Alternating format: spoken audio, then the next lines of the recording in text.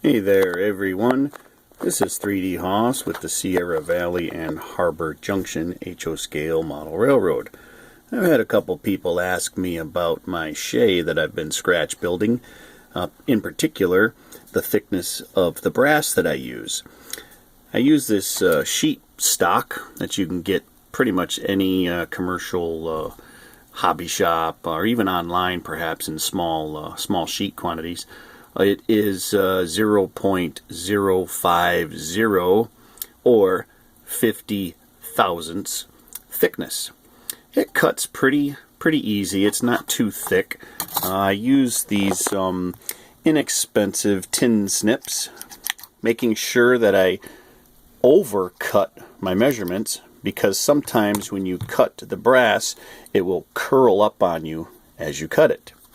So I tend to overcut my measurements just a little bit, and then you can always trim off the excess when you're done.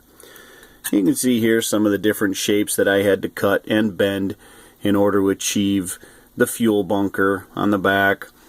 And then it's roughly, crudely soldered together just as a mock-up stage.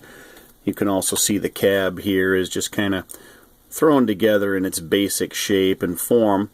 And when it's all said and done, it should clean up fairly decent. The boiler started off as a solid piece of brass, turned. It was scrap at a little scrap yard I acquired.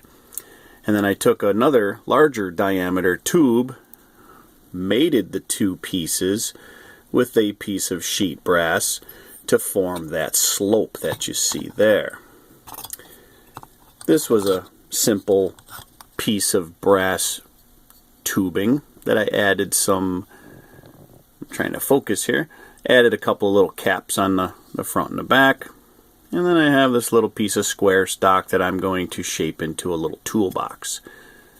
The basic frame platform is just simply some sheet brass soldered onto a couple of square solid rails, and then I will do some milling and forming and turn that into my framework.